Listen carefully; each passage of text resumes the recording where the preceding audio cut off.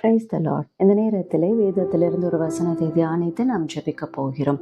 யாக்கோபு 3:18 நீதியாகிய கனியானது சமாதானத்தை நடப்பிக்கிறவர்களாலே சமாதானத்திலே விதைக்கப்படுகிறது.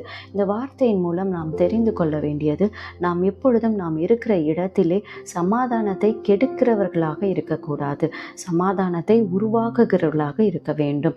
நமது வாழ்க்கையிலே நாம் செய்கிற நன்மைகள் வழியாக அல்லது நேர்மையாக வாழ்வதின் மூலமாக தான் நீதியின் பலனை நாம் பெற்றுக்கொள்ள முடியும் என்று வேதம் நமக்கு கற்றுக் கொடுக்கின்றது. எனவே தேவனுடைய ஞானத்தை பெற்றுக்கொண்டவர்களாக நாம் இருக்கிற இடத்திலே சமாதானத்தை பகிர்ந்து வாழ கற்றுக்கொள்ள வேண்டும் என்று, அந்த ஞானத்தை பெற்றுக்கொள்ள வேண்டும் என்று இந்த நேரத்திலே ஜெபிக்கலாம். ஹல்லேலூயா. நன்றி தகப்பனே, உம்மிடத்திலே அப்பா இந்த நேரத்தை நோக்கி அப்பா வந்ததற்காக ஸ்தோத்திரம் ஆண்டவரே. அப்பா நீர் எங்களை நடத்தி கொண்டிருக்கிறீர், உமக்கு நன்றி அப்பா.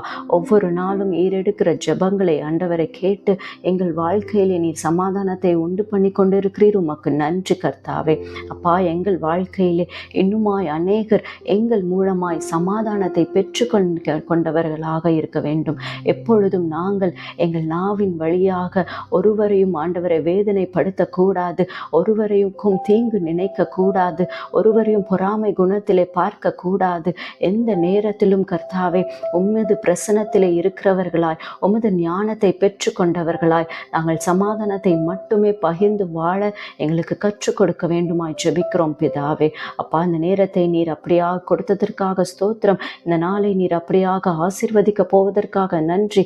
இந்த நாள் முதல் கர்த்தாவே நாங்கள் எப்பொழுதும் ஆண்டவரை சமாதானத்தை கெடுத்து வாழாமல் ஆண்டவரை அப்பா எல்லா நேரத்திலும் ஆண்டவரை அமைதியோடு பொறுமையோடு நன்மைகள் நிறைந்தவர்களாக நீதியின் நிறைந்தவர்களாக அப்பா நாங்கள் எல்லா நேரத்திலும் உமது பலனை பெற்று கொண்டவர்களாக நடந்த அந்த வாழ்க்கையை நாங்கள் ஆண்டவரை திருப்தியில் அடைய வேண்டுமாய் ஜெபிக்கிறேன் பிதாவே.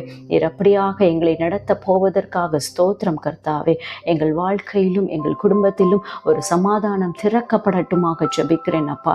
இதுவரை நாங்கள் வாழ்ந்த வாழ்க்கையை விட இனிமேல் வாழ்கிற அந்த வாழ்க்கையிலே இன்னுமாய் சமாதானம் பெருகி எங்கள் குடும்பத்திலே ஆண்டவரை சமாதானம் என்றும் நிலைத்திருக்க நீர் ஆசீர்வதிக்க வேண்டுமாக ஜெபிக்கிறேன். நீர் அப்படியாய் ஆசீர்வதிக்க போவதற்காக நன்றி. இந்த நேரத்தை ஆசீர்வதித்து கொடுத்ததற்காக நன்றி. இயேசுவின் இனிய நாமத்தில் எங்களை தாழ்த்தி ஒப்பு கொடுத்து ஜெபிக்கிறோம். எங்கள் ஜெபம் கேளும் ஜீவனுள்ள நல்ல பிதாவே. ஆமென். Be blessed in Jesus Christ.